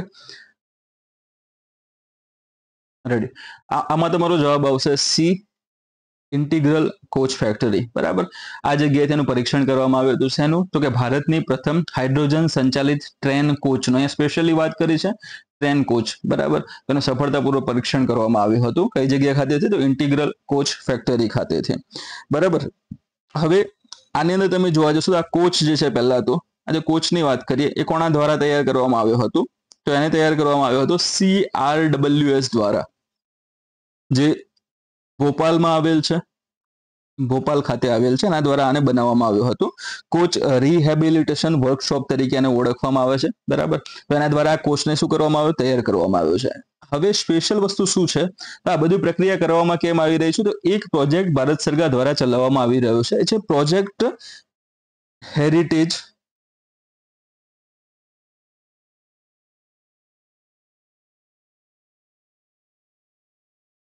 project heritage અથવા ટૂંકમાં આને બીજા શબ્દોમાં કહેવામાં આવે છે હાઇડ્રોજન ફોર હેરિટેજ.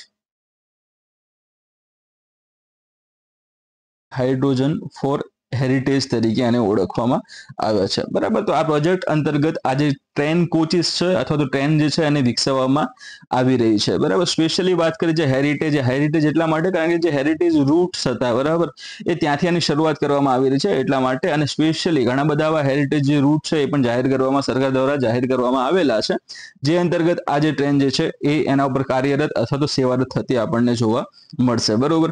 આ જે કોચ છે એ કોચમાં હાઇડ્રોજન ફ્યુઅલ સેલ ટેકનોલોજીનો ઉપયોગ કરવામાં આવ્યો છે, જેમાં હાઇડ્રોજન અને ઓક્સિજનના જે રાસાયણિક પ્રતિક્રિયા દ્વારા જે વીજળી ઉત્પન્ન થાય છે, એટલે કે અહીંયા તમારે શું થશે, હાઇડ્રોજન અને ઓક્સિજન આ બંને વચ્ચે જે રાસાયણિક પ્રતિક્રિયા થાય છે એના દ્વારા એનર્જી રિલીઝ થશે.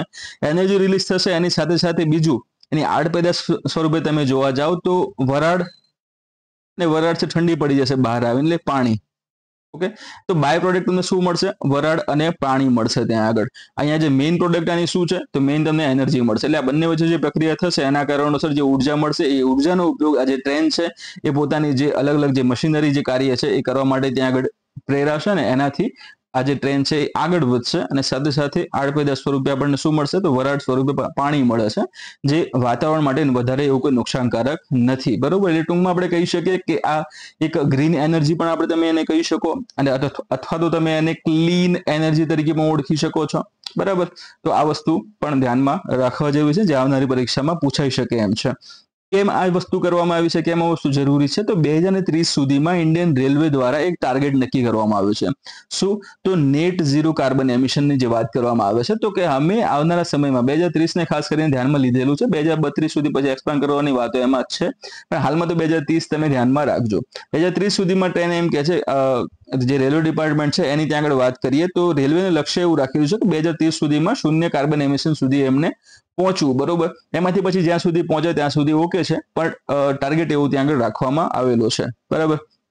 તો શરૂઆતમાં આ જે છે આ ટ્રેનની વાત કરીએ, આ કોચની વાત કરીએ તો એ હેરિટેજ ટ્રેક હમણાં જે તમને કીધું હતું એ પ્રમાણે કે જે પ્રોજેક્ટ હેરિટેજ અંતર્ગત અથવા તો હાઇડ્રોજન ફોર હેરિટેજ પ્રોજેક્ટ છે એના અંતર્ગત જે અલગ અલગ જે હેરિટેજ ટ્રેક નક્કી કરવામાં આવ્યા છે, એ ટ્રેકમાંથી જે પ્રથમ ટ્રેન જે દોડશે કઈ જગ્યાએ, તો કે ખાસ કરીને શિમલા કાલકા.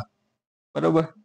શિમલા કાલકા, પછી અન્ય જે અલગ અલગ જે ટુરિસ્ટ રૂટ્સ છે ત્યાં ઓલરેડી ગુજરાતમાં પણ ત્યાં અલગ અલગ રૂટ જાહેર કરવામાં આવેલા છે, તો ગુજરાતમાં પણ આ ટ્રેન પછી દોડતી આપણને જોવા મળશે. અલગ અલગ ઘણા બધા લાખોની સંખ્યામાં આપણા દેશમાં આ કોચ આવેલા છે. બરાબર. હાલમાં તમે જોવા જાઓ તો ટોટલ 13 લાખથી વધારે કોચ છે. 13 લાખથી વધુ કોચ હાલમાં ભારતની અંદર કાર્યરત છે. હવે બધા કોચ છે એને ત્યાં આગળ ટ્રાન્સફોર્મ કરવા એ ખૂબ જ ચેલેન્જિંગ કાર્ય પણ આપણે કહી શકીએ છીએ, અને ચેલેન્જિંગ કાર્ય હોવાની સાથે સાથે ટાઈમ કન્ઝ્યુમિંગ કાર્ય પણ આ રહેશે, એટલે કે ટાઈમ વધારે એમાં લાગી શકે એમ છે. તો આવનારા સમયમાં આના પર જો વધારે સારો એવો ફોકસ કરવામાં આવે તો આ વસ્તુ સરખી એવી રીતે પોસિબલ થઈ શકે છે. અને આના કારણોસર હવે આપણે જે શિફ્ટ થઈ રહ્યા છે ક્લીન એનર્જી ઉપર, તો ક્લીન એનર્જી ઉપર શિફ્ટ થવાના કારણોસર આ જે અલગ અલગ જે કોચિસ છે, અલગ અલગ જે એન્જિનોની વાત કરવામાં આવે અથવા તો રેલવેની જ વાત આપણે કરીએ તો રેલવે ખાસ કરીને શેના ઉપર આધાર રાખે છે, તો કે એ અલગ અલગ ઈંધણમાં સ્પેશિયલી ડીઝલ ને એના ઉપર આપણે જોવા જઈએ તો ડીઝલ અને બીજા અલગ અલગ જે પરંપરાગત સ્ત્રોતો છે એના ઉપર એ આધાર રાખે છે. તો આમાંથી એને મુક્તિ મળશે, અને આનાથી મુક્તિ મેળવવાથી ફાયદો શું થશે? તો ડીઝલમાંથી મુક્તિ મળે છે, મતલબ કે ડીઝલથી જે અથવા તો આના જે દહનથી જે કાર્બન એમિશન જે થાય છે એમાં ખૂબ જ મોટો એવો ઘટાડો ત્યાં આગળ આવશે. અને બીજી વસ્તુ એ છે કે રેલવે જે છે એ કઈ બાજુ શિફ્ટ થશે, તો ક્લીન એનર્જીનો યુઝ કરવા તરફ એ શિફ્ટ થશે, જેનાથી પર્યાવરણને પણ ખૂબ જ સારો એવો ફાયદો ત્યાં થઈ શકે એમ છે. બરાબર. તો હમણાં તમને બતાવ્યું પ્રમાણે કે 25 જુલાઈ 2025 ના રોજ ચેન્નઈમાં ઇન્ટિગ્રલ કોચ ફેક્ટરી એટલે કે ICF ખાતે ભારતના પ્રથમ હાઇડ્રોજન સંચાલિત ટ્રેન કોચનું સફળતાપૂર્વક પરીક્ષણ કરવામાં આવ્યું હતું. અને પહેલ જે છે પ્રોજેક્ટ કયો છે, તો કે હાઇડ્રોજન ફોર હેરિટેજની વાત કરવામાં આવે છે. ગ્રીન ટ્રાન્સપોર્ટેશનની વાત હમણાં કરી આપણે, કઈ રીતે ગ્રીન ટ્રાન્સપોર્ટેશન છે, તો કે એમાં કોઈ પણ એવું કાર્બન એમિશન થતું નથી જેના કારણોસર પર્યાવરણને નુકસાનકારક નથી, એટલા માટે આવા જે ટ્રાન્સપોર્ટેશન છે એને શું કહેવામાં આવશે? ગ્રીન ટ્રાન્સપોર્ટેશન તરીકે એને ઓળખવામાં આવશે. બરાબર. હાઇડ્રોજન સંચાલિત કોચ ડીઝલ એન્જિનો જે છે એ સ્વચ્છ વિકલ્પ રજૂ કરે છે, જે શૂન્ય ટેલપાઇપ ઉત્સર્જન ઉત્પન્ન કરે છે અને ફક્ત પાણીની વરાળ છોડે છે. બરાબર.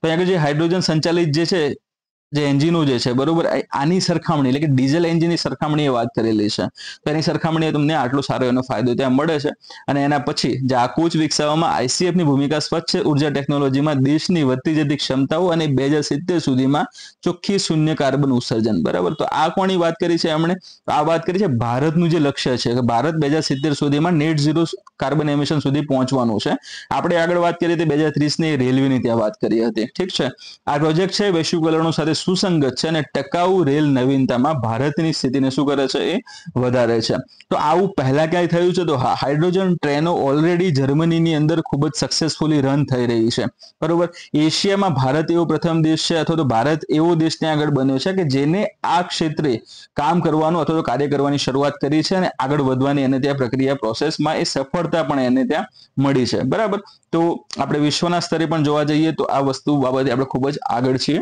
ઠીક નેક્સ્ટ ક્વેશ્ચન છે કે 1998 અને 2022 વચ્ચે લક્ષદ્વીપમાં કોરલ કવરમાં આશરે કેટલા ટકાનો ઘટાડો થયો છે બરાબર ચાર ઓપ્શન છે એ છે 37%, બી છે 50%, સી છે 75%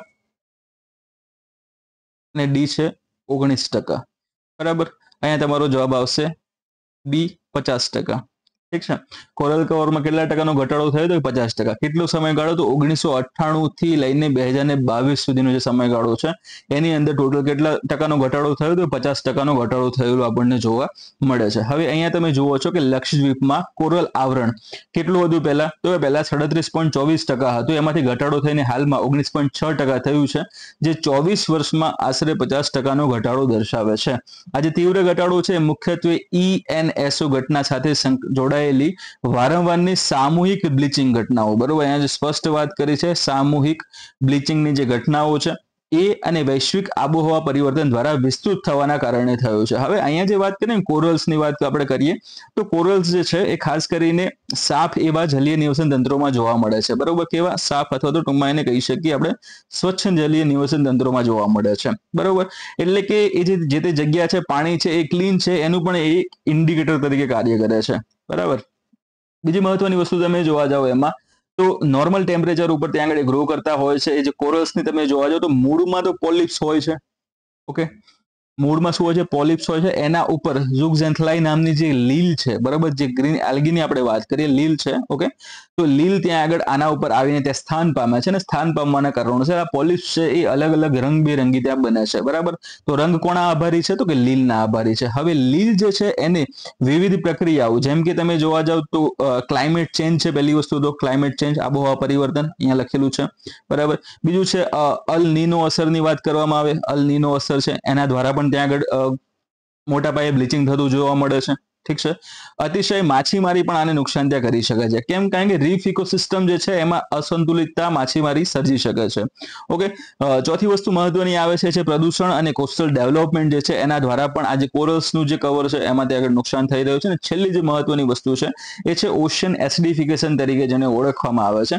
એટલે કે ઓશિયન એસિડિફિકેશન થવાથી શું થશે તો આ પોલિપ્સની મેં તમને હમણાં આગળ વાત કરી હતી ને કે જેમાં આવીને લીલ જે રહે છે તો પોલિપ્સ જે છે એ પોતાનું જે બાહ્ય બંધારણ જે કેલ્શિયમ કાર્બોનેટનું બનેલું હોય છે કેલ્શિયમ કાર્બોનેટ એટલે કે CaCO3 નું બનેલું છે તો આ જે કેલ્શિયમ કાર્બોનેટનું જે બંધારણ એને બનવું જોઈએ એટલે કે મજબૂત જે માળખું બનવું જોઈએ અંતઃસ્તરીય જે એની રચના છે એ મજબૂત બનવી જોઈએ એ બની શકતી નથી કેમ તો આ પાણીની અંદર એસિડિફિકેશન અથવા તો pH લેવલ જે છે એ ઓછું થઈ જવાના કારણોસર બરોબર તો એના કારણો શું થશે કે આ સરખી રીતે બની શકશે નહીં એટલા માટે લીલ પણ ત્યાં આગળ સરખી રીતે પછી આવી શકશે નહીં એમાં ગ્રો કરી શકશે નહીં બરોબર એટલા માટે સમુદ્રનું જે અમ્લીકરણ જેને કહેવામાં આવે છે તો એસિડિફિકેશન કહેવામાં આવે છે એ પણ આના માટે નુકસાનકારક છે નેક્સ્ટ છે કે સતત બ્લીચિંગ ઘટનાઓમાં કોરલ મૃત્યુદરમાં ઘટાડો થવા છતાં ધીમો પુનઃપ્રાપ્તિ દર લાંબા ગાળાના રીફ સ્વાસ્થ્યને વધુ ખરાબ કરવાનો સંકેત આપે છે લક્ષદ્વીપમાં કોરલ રીફ છે જૈવ વિવિધતા એટલે કે ત્યાંની બાયોડાયવર્સિટી દરિયાકાંઠાના રક્ષણ અને સ્થાનિક આજીવિકા માટે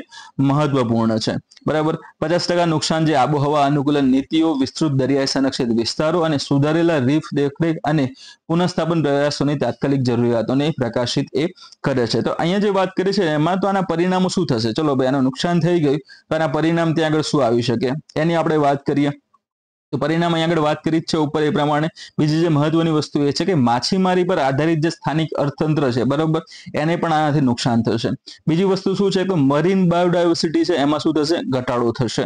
ત્રીજી વસ્તુ શું આવે છે? તો નેચરલ બેરિયર તરીકે જે કામ કરે છે આ કોરલ્સ, બરાબર, તો એનો ઘટાડો થતા અથવા તો એ જે નાશ પામે છે તો નાશ પામવાના કારણોસર જે કોસ્ટલ ઇરોઝનની જે પ્રક્રિયા છે અથવા તો દરિયાકાંઠાનું અથવા દરિયા કિનારાનું જે ક્ષય થઈ રહ્યું છે એમાં પણ ત્યાં આગળ એની તીવ્રતામાં પણ વધારો પછી આગળ એ થઈ શકે એમ છે, બરાબર.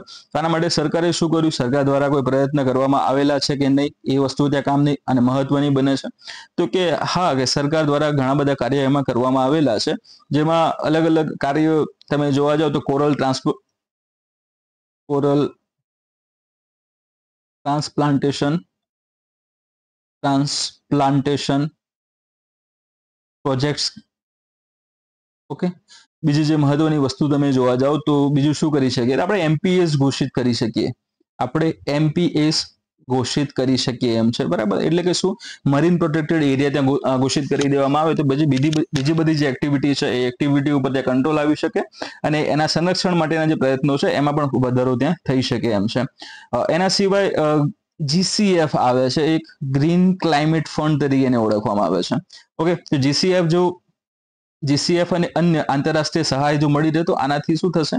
કોરલ્સનું ત્યાં પુનર્જીવન ત્યાં એ થઈ શકે એમ છે, બરોબર. અને છેલ્લી જે મહત્વની વસ્તુ આની અંદર આપણે કહી શકીએ એ છે કે સ્થાનિક સ્તરે જે સસ્ટેનેબલ જે ફિશિંગ છે અને પ્રદૂષણ ઘટાડવા માટેના જે પગલાં લેવામાં આવે તો એના કારણોસર આમાં કંઈ વાંધો આવશે નહીં. ખાસ હમણાં વાત કરીએ એ પ્રમાણે કે સસ્ટેનેબલ ફિશિંગ એટલે કે જરૂર પૂરતું જ ત્યાં આગળ માછીમારીની વાત કરવામાં આવે છે અને એ પણ આવા કોરલ્સના વિસ્તારોમાં અતિશય માછીમારી કરી દેવામાં આવે તો એના કારણે પણ કોરલ્સને નુકસાન થાય છે એટલા માટે, બરોબર. તો લક્ષદ્વીપની વાત આમાં થઈ રહી છે. લક્ષદ્વીપમાં બીજું પણ એમાં કોરલ્સમાં તમે જોવા જાવ તો એની ખાસિયત એ જોવા મળે છે કે ભારતનું એકમાત્ર એવું ઉદાહરણ છે કે અટોલની રચના કરતા એવા કોરલ્સ હોય તો તમને સૌથી વધારે ખૂબ જ મોટા પાયે અને ભારતના એકમાત્ર એવા ઉદાહરણ એટલે કે લક્ષદ્વીપનો અંદર આવેલું જે કોરલ્સ, બરાબર છે, લક્ષદ્વીપમાં જે કોરલ્સ આવેલા છે જે પરવાળા, કોરલને ગુજરાતીમાં પરવાળા તરીકે ઓળખવામાં આવે છે. તો પરવાળા જે છે એ લક્ષદ્વીપમાં આવેલા જે પરવાળા છે એ માત્ર ને માત્ર એક એવી જગ્યા છે કે જે એટોલ બનાવવા માટે સક્ષમ છે. ત્યાં આગળ એટોલની અમને ત્યાં રચના કરેલી છે, બરોબર. એટોલમાં શું હોય છે કે દરિયા કિનારો છે, દરિયા કિનારાથી દૂરની તરફ, અંદરની તરફ, બરાબર, એટલે જેને ઓપન સી તરીકે આપણે ઓળખીએ છીએ. તો એ જગ્યાએ કોઈ પણ નાનો એવું ત્યાં નીચે કોઈ પર્વતનો જેવો વિસ્તાર હશે ને એ જગ્યાએ આજુબાજુમાં આ જે પરવાળા છે ત્યાં ભેગા થાય છે, એટલે કે મૃત્યુ પામ્યા બાદ એ જે પરવાળા છે ભેગા થઈને ત્યાં આગળ નાના એવા તળાવ જેવી રચના ત્યાં કરે છે જેને આપણે અટોલ તરીકે ઓળખીએ છીએ, બરાબર. તો આવા અટોલ્સ રચી શકે એવી ક્ષમતા ધરાવતા જે પરવાળાઓ છે એ ખાસ તમને જોવા મળે છે લક્ષદ્વીપ તરફ. અને હાલમાં એનું જે આ પ્રમાણે એનો જે નાશ થઈ રહ્યો છે અથવા તેમાં ઘટાડો થઈ રહ્યો છે ખૂબ જ ચિંતાજનક તરીકે આપણે એને કહી શકીએ છીએ, બરાબર. બીજી જે મહત્વની વસ્તુમાં શું આવી શકે તો 2°C સુધીનું પણ તાપમાનમાં જો વધારો થાય ને તો પણ જે ભારત જોડે જે આખી જે કોરલ સિસ્ટમ છે, કોરલ કવર્સ છે એની અંદર પણ 80 થી 90% ઘટાડો ત્યાં થઈ શકે એમ છે. કેમ? તાપમાન ખૂબ જ મહત્વપૂર્ણ છે કોરલ્સ માટે, એટલા માટે. ઠીક છે.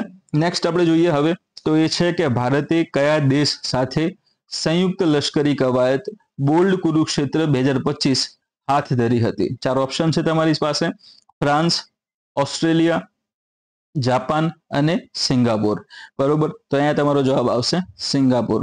તો ભારતે બોલ્ડ કુરુક્ષેત્ર 2025 કવાયત છે કયા દેશ સાથે યોજી હતી? તો સિંગાપોર સાથે એને યોજી હતી, બરાબર. એમાં તમે જોશો તો બોલ્ડ કુરુક્ષેત્ર 2025 એ ભારત અને સિંગાપોર વચ્ચે આયોજિત દ્વિપક્ષીય અને દ્વિવર્ષીય, બરાબર, બે પક્ષમાં તો છે જ પરંતુ દર 2 વર્ષે યોજાય છે આ કવાયત. દર 2 વર્ષે આ કવાયત યોજાય છે. સંયુક્ત લશ્કરી કવાયત છે જેનો ઉદ્દેશ્ય શહેરી યુદ્ધ ક્ષમતાઓ, આતંકવાદ વિરોધી તૈયારીઓ અને સંયુક્ત વ્યૂહાત્મક કામગીરીને વધારવાનો છે. કઈ જગ્યાએ? તો કે રાજસ્થાનના જોધપુરના રણ પ્રદેશમાં આયોજિત આ કવાયત ભારતીય સેના અને સિંગાપોરના જે સશસ્ત્ર દળો વચ્ચે વધતી જતી વ્યૂહાત્મક સંરક્ષણ ભાગીદારીને એ દર્શાવે છે, બરોબર. એટલે ભારતીય સેના હતી ને સામેની તરફ કોણ હતા? તો કે સિંગાપોર આર્મી ત્યાં આગળ આર્મી એમાં ભાગ લીધો હતો, બરાબર. આ જે એક્સરસાઇઝ હતી એમાં મુખ્ય તમે એનું ફોકસ જોવા જાવ તો શું છે એમાં કે સિમ્યુલેશન, આધુનિક ટેકનોલોજીનો ઉપયોગ, આંતર કાર્યક્ષમતાને મજબૂત બનાવવા માટે આવા અલગ અલગ ત્યાં આગળ પ્રયાસોનો એમાં સમાવેશ કરવામાં આવ્યો હતો. અને બીજી જે મહત્વની વસ્તુ આવે છે કે અર્બન વોરફેર, ઓકે, શહેરી યુદ્ધ. અહીંયા ઉપર તમને બતાવ્યું હતું એ પ્રમાણે કે શહેરી યુદ્ધ ક્ષમતાઓ અહીંયા તમે જોઈ શકો છો, બરાબર. અને આતંકવાદ વિરોધી તૈયારીઓ, ખાસ કરીને આ જે કામગીરી છે એના પર ફોકસ કરવામાં આવ્યું હતું. એટલે કે ટૂંકમાં કાઉન્ટર ટેરરિઝમ જે ઓપરેશન છે એના ઉપર ધ્યાન આપવામાં આવ્યું અને બીજી વસ્તુ અર્બન વોરફેર છે એના ઉપર ધ્યાન આપવામાં આવ્યું હતું. જેમાં ખાસ વિશેષતાની તમે જોવા જાવ તો કઈ રીતનું હશે તો વાસ્તવિક યુદ્ધ જેવી પરિસ્થિતિઓમાં શું કરવામાં આવે છે, તાલીમ આપવામાં આવે છે. આધુનિક હથિયારો છે અને ટેકનોલોજી એનો ઉપયોગ કરવામાં આવે છે. કમાન્ડ એન્ડ કંટ્રોલ સિસ્ટમ્સ જે હશે એનો ઉપયોગ કરીને સંયુક્ત વ્યૂહરચના વિકસાવવામાં આવે છે. બરોબર. અને આ જે બંને દેશો છે, બંને દેશો આ બધી જે પ્રક્રિયા તમને કીધી એ બધી એક સાથે એક જ સ્ટેજ ઉપર, એક પ્લેટફોર્મ ઉપર એ કરતી હોય છે. એટલા માટે બંને દેશોની સેનાઓ વચ્ચે જે સંયુક્ત કાર્યક્ષમતા અથવા તમે કહી શકો કે ઇન્ટરઓપરેબિલિટી જે છે એ વધારવાનો શું કરવામાં આવ્યો છે, પ્રયાસ કરવામાં આવેલો છે. બરાબર. તો આજે લશ્કરી જે સહયોગ છે એ સિમ્બેક્સ અને સંયુક્ત હવાઈ તાલીમ જેવા નૌકાદળ અને હવાઈ જોડાણોનો સમાવેશ થાય છે, જે પ્રાદેશિક સુરક્ષા અને ભારત પ્રશાંત સ્થિરતા વચ્ચે બંને દેશોની પ્રતિબદ્ધતાને એ મજબૂત બનાવે છે. બરાબર. એના પછી નેક્સ્ટ જે આપણો ક્વેશ્ચન છે એ છે ભારતીય કોસ્ટ ગાર્ડનું ફાસ્ટ પેટ્રોલ વેસલ અટલ કયા ભારતીય રાજ્યમાંથી લોન્ચ કરવામાં આવ્યું હતું? બરાબર. 4 ઓપ્શન છે તમારી પાસે. એક છે ગોવા, બીજો છે કેરળ, ત્રીજો છે મહારાષ્ટ્ર અને ચોથો છે ગુજરાત. ઓકે. અહીંયા તમારો જે જવાબ આવશે એ છે એ ગોવા. ઓકે. ગોવા ખાતે તેને લોન્ચ કરવામાં આવ્યું હતું. એટલે હવે ફરીથી વસ્તુ આપણે જોશું અહીંયા કે ભારતીય કોસ્ટ ગાર્ડનું ફાસ્ટ પેટ્રોલ વેસલ, જેને ઘણી વખતે તમે ક્યાંક જોયું હોય તો એફપીવી તરીકે પણ ઓળખવામાં આવે છે. નામ શું છે? અટલ. ત્યાં આગળ નામ એનું રાખવામાં આવેલું છે. હવે અહીંયા જે વાત કરી છે એ પ્રમાણે કે ફાસ્ટ પેટ્રોલ વેસલ એટલે કે શું? પેટ્રોલ અહીંયા આગળ જે વાત કરી છે પેટ્રોલિંગ માટે એનો યુઝ થશે. પહેલી વસ્તુ તો પેટ્રોલિંગમાં તમને સર્વસામાન્ય એવું ઉદાહરણ તમે જોયું હશે કે પેટ્રોલિંગ જે વેન હોય છે અથવા તો પેટ્રોલિંગ માટેની જે ગાડીઓ પોલીસ દ્વારા ઉપયોગમાં લેવામાં આવે છે. બરાબર. તો અડધી રાત્રે તમે જ્યારે ક્યાંક કોઈ એવા વિસ્તારમાં ઉભા હોવ અથવા તો તમે ક્યાંક એવા અલગ વિસ્તાર કે જે જગ્યાએ સામાન્ય રીતે તમે જોવા જાવ કોઈ પણ એવી નાની મોટી ત્યાં છમકલા થવાની શક્યતા હોય અથવા તો એ જે જગ્યા છે એ જગ્યાની સુરક્ષા પૂરી પાડવાની જે પ્રાથમિકતા રાખવામાં આવેલી હોય તો એ જગ્યાએ ઘણી વખતે અડધી રાત્રે પણ પોલીસ હોય છે એ પેટ્રોલિંગ ત્યાં કરતી હોય છે પોતાની ગાડીઓ દ્વારા. બરોબર. દરિયામાં પેટ્રોલિંગ કરવા માટે જે જહાજનો યુઝ કરવામાં આવે છે, જે વેસલ્સનો યુઝ કરવામાં આવે છે અને એફપીવી તરીકે ઓળખવામાં આવશે. ઓકે. દરિયામાં પણ અલગ અલગ ત્યાં આગળ સમસ્યાઓ હોય છે અને સમાધાન માટે આ પેટ્રોલિંગ કરવું ત્યાં જરૂરી છે. બરાબર. તો નામ શું રાખવામાં આવ્યું હતું એનું? અટલ નામ રાખવામાં આવેલું છે. ઓકે. તો એના વિશે આપણે જોઈશું. ગોવામાં પણ કઈ જગ્યાએ? તો વાસ્કો દી ગામા ખાતે. વાસ્કો દી ગામા. ઠીક છે. વાસ્કો દી ગામા ત્યાં આગળ. તો વાસ્કો તમે એમાં ત્યાં લઈ શકો છો. ગોવા ખાતેથી અમે લોન્ચ કરવામાં આવ્યું હતું. 29 જુલાઈની જ ન્યૂઝ આપણને જોવા મળે છે. બરોબર. શ્રેણી એની કઈ છે? શ્રેણી આપણને જોવા મળે છે FPV fast patrol vehicle vessel, એની ત્યાં શ્રેણી છે. આની ગતિ તમે જોવા જાવ તો એ છે 63 કિલોમીટર પર આવર. 63 કિલોમીટર પર આવર. પરંતુ સમુદ્રમાં છે એટલે સમુદ્રમાં એની જે ગતિ, જે ઝડપ છે નોટમાં ત્યાં લેવામાં આવે છે. તો 34 નોટ્સ જેટલી એની ઝડપ છે. 34 નોટ્સ જેટલી ઝડપ ધરાવે છે. કઈ? તો એફપીવી અટલ. હાલ આપણે અટલની વાત કરી રહ્યા છીએ. બરાબર. આ જે વેસલ જે છે એ આધુનિક રડાર, એડવાન્સ જે રડાર અને નેવિગેશન સિસ્ટમથી સજ્જ છે, જેથી કરીને એ દરિયાની અંદર પણ યોગ્ય માર્ગે ત્યાં આગળ વધી શકે છે અને કોઈ પણ એવું ત્યાં રેસ્ક્યુ કરવાનું હોય અથવા તો એ સાથે સંબંધિત કોઈ પણ ઓપરેશન પાર પાડવાના હોય તો એમાં યોગ્ય એવી જગ્યાએ સચોટ ત્યાં આગળ જઈને પોતાની કામગીરી કરી શકવા માટે સક્ષમ છે. અને કોઈ પણ એવી ત્યાં આગળ પરિસ્થિતિ ઊભી થાય છે કે જેમાં સામે એને વળતો જવાબ આપવા પડે, કાઉન્ટર ત્યાં આગળ એને કરવું પડે અથવા તો યુદ્ધ જેવી પરિસ્થિતિ ઊભી થાય છે તો એમાં આના ઉપર 40x60 mm ગન અને મશીન ગન માઉન્ટ કરેલી હોય છે, જેનો ઉપયોગ કરીને એ સામે પ્રતિકાર કરી શકે છે. બીજી વસ્તુ રાત્રિ દરમિયાન શું? તો રાત્રિ દરમિયાન પણ એની અંદર night vision and communication system લાગેલી હોય છે, જેનો ઉપયોગ કરીને રાત્રિ દરમિયાન પણ યોગ્ય પથ ઉપર આગળ જઈ શકે છે. બરાબર. ક્ષમતામાં તમે એની જોવા જાવ કયા કયા કાર્ય કરી શકવા માટે સક્ષમ છે તો કે કોસ્ટલ પેટ્રોલિંગ ત્યાં કરશે, જે તસ્કરો હશે તસ્કરો વિરોધી અભિયાન ચલાવવામાં પણ એ હેલ્પફુલ ત્યાં રહી શકે છે. SAR એટલે કે સર્ચ એન્ડ રેસ્ક્યુ માટે પણ એ કાર્યરત છે. અને જે EEZ છે ભારતનો એટલે કે એક્સક્લુઝિવ ઇકોનોમિક ઝોન છે એની સુરક્ષા માટે પણ એ કાર્યરત રહેશે. બરાબર. હવે આના સામેલ થવાથી જે નેવીની વાત કરીએ તો એમાં એનું વિશેષ મહત્વ કેમ બને છે તો કે અટલ જે છે એટલે કે અટલ FPE ની વાત કરીએ એના સામેલ થવાથી કોસ્ટગાર્ડ છે, કોસ્ટગાર્ડની ઝડપી પ્રતિભાવ ક્ષમતામાં શું થશે તો કે વધારો થશે. અહીંયા નેવી નથી, અહીંયા શું છે કોસ્ટગાર્ડ છે. કોસ્ટગાર્ડની હું વાત અહીંયા કરી રહ્યો છું. બરોબર. ICG એટલે કે ઇન્ડિયન કોસ્ટ ગાર્ડ. ઓકે, તો એની ક્ષમતામાં ત્યાં આગળ વધારો થશે એટલે કે એ ઝડપી પ્રતિભાવ ક્ષમતા ત્યાં આગળ એની ડેવલપ થતી જોવા મળશે. બીજી વસ્તુ એ છે કે ભારતનો જે પશ્ચિમ કિનારો છે, પશ્ચિમ કિનારા ઉપર ડ્રગ્સ, હથિયારો અને જે માનવ તસ્કરી જે થઈ રહી છે મોટા પ્રમાણમાં, તો એમાં પણ એ રોકવામાં તે સહાયક ત્યાં બની શકે એમ છે. ત્રીજી વસ્તુ આની અંદર આવે છે એ છે મેક ઇન ઇન્ડિયા પહેલ. ઓકે, મેક ઇન ઇન્ડિયા પહેલ હેઠળ આ સ્થાનિક શિપ બિલ્ડિંગને પ્રોત્સાહન આપતી એવી પહેલ આપણે એને કહી શકીએ છીએ. અને સમુદ્રી આપત્તિમાં લોકોના રેસ્ક્યુ ઓપરેશન કરવા માટે પણ એ મહત્વપૂર્ણ છે. બરોબર. અને FPE જે છે અટલ નામ એને એટલા માટે આપવામાં આવ્યું છે કે ભારતના જે પૂર્વ વડાપ્રધાન એવા અટલ બિહારી વાજપેયી જે છે એમના સન્માનમાં આ જે વેસલ છે એનું નામ શું રાખવામાં આવ્યું છે તો કે FPV અટલ ત્યાં આગળ નામ એનું રાખવામાં આવેલું છે. એના વિશે વિસ્તૃત ચર્ચા તમે આગળ જોઈ શકો છો. હમણાં તમને જણાવ્યું એ પ્રમાણે આ જે લોન્ચ છે 8 સ્વદેશી રીતે નિર્મિત FPVs ની શ્રેણીનો એક ભાગ છે, જેમાંથી આ કયા નંબરનું છે તો કે 6થા નંબરનું છે. કયા નંબરનું છે? 6થા નંબરનું. શું નામ છે તો કે અટલ. આના પહેલા કેટલા સામેલ થઈ ગયા છે તો 5 સામેલ થઈ ગયા છે, 6થું સામેલ હમણાં કર્યું. હવે બાકી કેટલા રહેશે? 2 રહેશે. એટલે કે તમે જોઈ શકો છો એ પ્રમાણે કે 8 સ્વદેશી નિર્મિત FPVs બનાવવાના છે, એમાંથી 6 મળી ગયા છે. બરાબર. 52 મીટર લંબાઈ અને 320 ટનના વિસ્થાપન સાથે આ જહાજ જે છે દરિયાકાંઠાના પેટ્રોલિંગ, દાણચોરી વિરોધી, ચાંચિયાગીરી વિરોધી અને શોધ અને બચાવ એટલે કે મેં તમને હમણાં કીધું હતું સર્ચ એન્ડ રેસ્ક્યુ. બરોબર. એટલે SAR કામગીરી સહિત વિવિધ ભૂમિકાઓ માટે રચાયેલ છે. ગોવામાંથી લોન્ચ કરાયેલ ભારતની આ દરિયાઈ ક્ષમતાઓ અને તેની વિશાળ દરિયાકાંઠા અને અપતટીય સંપત્તિનું રક્ષણ કરવા માટે તેની વ્યૂહાત્મક તૈયારીમાં એ મહત્વપૂર્ણ વધારો અથવા સુધારો એ દર્શાવે છે. નેક્સ્ટ એના પછી જે આપણે છે એ છે ન્યૂઝ ઇન શોર્ટ્સ છે. પહેલી વસ્તુ એમાં જુઓ છો તમે એ પ્રમાણે કે કઈ સંસ્થાએ બામ્બુસા તુલડા વાંસની પ્રજાતિનો ઉપયોગ કરીને પર્યાવરણને અનુકૂળ સંયુક્ત સામગ્રી વિકસાવી છે. ઓકે, તો IIT ગુવાહાટી જે છે એના સંશોધકોએ ઉત્તર પૂર્વ ભારતમાં ઝડપથી વિકસતી વાંસની પ્રજાતિ, નામ શું છે? બામ્બુસા તુલડા, એનો ઉપયોગ કરીને પર્યાવરણ અનુકૂળ એવી સંયુક્ત સામગ્રી સફળતાપૂર્વક વિકસાવી છે. બરાબર. નેક્સ્ટ છે દર વર્ષે વિશ્વ મેંગ્રોવ દિવસ કઈ તારીખે ઉજવવામાં આવે છે તો જવાબ આવશે એમાં 26 જુલાઈ. બરાબર. મેંગ્રોવ દિવસ ત્યાં આગળ ગયો છે એટલા માટે ધ્યાનમાં રાખવું જરૂરી છે. સૌથી વધારે મેંગ્રોવ આપણને કઈ જગ્યાએ જોવા મળે છે તો કે ઇન્ડિયામાં તમે જોવા જાઓ, ઇન્ડિયામાં તમને સૌથી વધારે મેંગ્રોવ જોવા મળે છે સુંદરવન ખાતે. કઈ જગ્યાએ?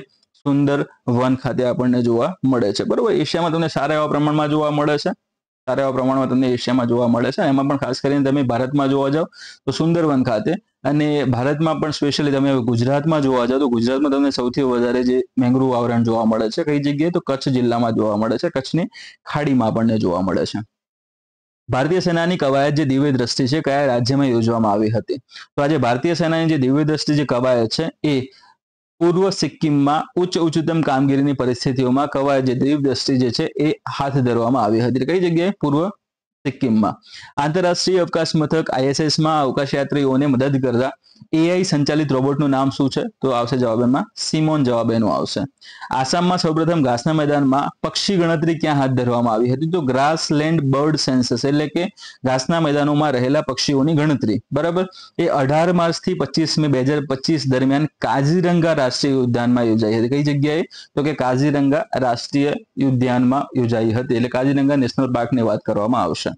કયા દેશે રશિયન સોયુઝ રોકેટ દ્વારા નાહિદ-2 ટેલિકોમ્યુનિકેશન અને સંશોધન ઉપગ્રહ સફળતાપૂર્વક લોન્ચ કર્યો? જવાબ આવશે એમાં ઈરાન. અગાઉ ઈરાન દ્વારા કયા કયા ઉપગ્રહો લોન્ચ કરવામાં આવ્યા છે તો કે ખચ્ચામ છે, પછી પારસ-1 છે, કોસર છે, હોદોદ છે જેવા અન્ય ઉપગ્રહોના પણ પ્રક્ષેપણ એમાં કરવામાં આવેલા છે. બરાબર. 2025માં લેટિન અમેરિકન દેશોના ગઠબંધન દ્વારા શરૂ કરવામાં આવનાર AI ભાષા મોડેલનું નામ શું છે તો એ છે લેટેમ GPT. ઓકે, નામ શું આવશે એનું? લેટેમ GPT આવશે. બરાબર. તો એ 12 લેટિન અમેરિકન દેશો દ્વારા સાંસ્કૃતિક રીતે સમાવિષ્ટ ઓપન સોર્સ AI પહેલ તરીકે વિકસાવવામાં આવી રહેલા વિશાળ ભાષા મોડેલનું નામ છે. બરાબર. અને નેક્સ્ટ અને લાસ્ટ ક્વેશ્ચન છે આપણું કે ભારતીય સુરક્ષા દળોએ દચ્ચીગામ રાષ્ટ્રીય ઉદ્યાન નજીક લશ્કરે તોયબા છે. અહીંયા લશ્કરે તોયબાના 3 આતંકવાદીઓને ઠાર માર્યા હતા. તે આતંકવાદી વિરોધી કાર્યવાહીનું નામ શું છે? તેનું નામ હતું ઓપરેશન મહાદેવ. કોના દ્વારા એને હાથ ધરવામાં આવ્યું હતું? તો ભારતીય સેના એટલે કે ટૂંકમાં આર્મીની વાત કરવામાં આવશે. બીજું વસ્તુ શું છે? CRPF. અને ત્રીજું છે JNK પોલીસ એટલે કે જમ્મુ કાશ્મીર પોલીસ દ્વારા આ જે ઓપરેશન સંયુક્ત રીતે હાથ ધરવામાં આવ્યું હતું અને પછી એને સફળતાપૂર્વક એને પાર પાડવામાં આવ્યું હતું. 3 આતંકવાદીને આપણે મારી નાખ્યા હતા. સમય છે હવે આજના પ્રેક્ટિસ ક્વેશ્ચનનો. તમે જોઈ રહ્યા છો ડિસ્પ્લે પર કે ચંદ્રયાન 3 મિશનના સંદર્ભમાં નીચેનામાંથી કયું વિધાન સાચું છે? 4 ઓપ્શન છે તમારી પાસે. મિશનનો મુખ્ય ઉદ્દેશ્ય ચંદ્રના દક્ષિણ ધ્રુવ પર પાણીની હાજરી શોધવાનું હતું. બી છે રોવરનું નામ પ્રજ્ઞાન હતું અને લેન્ડરનું નામ વિક્રમ હતું. સી છે મિશન 100% સફળ રહ્યું, જેમાં લેન્ડર અને રોવર બંને સક્રિય રહ્યા અને પૃથ્વી પર પાછા ફર્યા. અને ચોથું છે ચંદ્રયાન 3 ઈસરો અને નાસાનું સંયુક્ત મિશન હતું. 4 માંથી કયો જવાબ સાચો છે, કયો ઓપ્શન સાચો છે એ તમારે નીચે કોમેન્ટમાં જણાવવાનું રહેશે. બરાબર. જો તમને એ જવાબ સાચો લાગે તો કોમેન્ટમાં એ લખવાનું છે, બી લાગે તો બી લખવાનો, સી લાગે તો સી લખવાનો, ડી લાગે તો ડી લખવાનો. જેનો પણ જવાબ સાચો હશે એટલે કે એ જવાબ હશે તો એ, બી હશે તો બી, સી હશે તો સી અને ડી હશે તો ડી.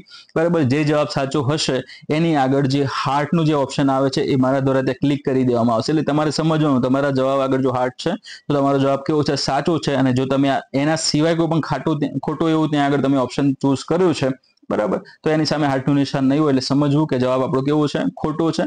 તો તમારે આ ટોપિક ઉપર થોડુંક ધ્યાન ત્યાં આગળ આપવાની જરૂર છે. એકવાર તમારે આ ટોપિકને ત્યાં રિવિઝન કરી લેવું, જેથી કરીને આવનારા સમયમાં કદાચ અહીંયાથી ક્વેશ્ચન નીકળે તો એમાં તમને લોસ ન જાય. ઠીક છે. લાસ્ટમાં આ જે લેક્ચર હતો એની PDF મેળવવા માટે, PDF જો તમારે આ લેક્ચરની જોઈતી હોય તો PDF તમે સિમ્પલી ટેલિગ્રામ ચેનલ છે આપણી HKGPSC, તમે ટેલિગ્રામ ચેનલ એટલે કે ટેલિગ્રામ પર જઈને સિમ્પલી HKGPSC તમે સર્ચ કરશો એટલે આ પ્રકારના લોગો વાળી તમને ચેનલ જોવા મળશે. બરાબર. HKGPSC અને બીજી છે HKGPSC ટીમ કરીને છે. તમારે અહીંયા આગળ મેસેજ છે જોઈન શેમાં થવાનું છે? તો ફક્ત HKGPSC જે ચેનલ છે આપણી એમાં તમારે જોઈન થવાનું છે. ત્યાં જોઈન થયા બાદ તમે જોઈ શકશો એ પ્રમાણે કે ત્યાં આગળ આ જે લેક્ચર છે એ લેક્ચરની ત્યાં લિંક શેર કરેલી હશે અને એને એક્ઝેક્ટ નીચે જે PDF છે આ લેક્ચરની એ પણ ત્યાં શેર કરી દેવામાં આવી હશે. તો ત્યાંથી તમે આનો લાભ લઈ શકો છો. એ સિવાય જો આ લેક્ચર તમને ગમ્યું છે તો ખાસ કરીને લાઈક કરવાનું ભૂલશો નહીં. તમને કોઈ પણ એવા સુધારા વધારા તમારી કોઈ ડિમાન્ડ હોય તો તમે કોમેન્ટમાં એને જણાવી શકો છો. જવાબ તો ખાસ તમારે કોમેન્ટમાં જણાવવાનો જ છે. અને એ સિવાય જો તમે હજુ પણ અમારી ચેનલને સબસ્ક્રાઇબ નથી કરી તો આ ચેનલ જે છે એને ખાસ સબસ્ક્રાઇબ કરી લેવી અને તમારા મિત્રો વર્તુળમાં પણ એને શેર કરવું. એ સિવાય અમે ઇન્સ્ટાગ્રામ પર પણ ઉપલબ્ધ છીએ જ્યાં તમે અમારી સાથે જોડાઈ શકો છો. બરાબર. મળીએ હવે નેક્સ્ટ ટાઈમે નવા સેશન સાથે. ત્યાં સુધી જય હિન્દ, જય ભારત.